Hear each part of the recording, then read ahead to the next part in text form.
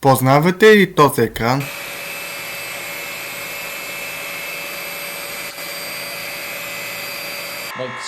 There's no.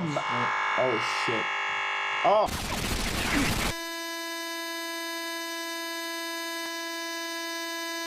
Ако да, това е прагматичният син екран на смъртта Windows, като познаваме. Ново Windows 11 претърпява промени.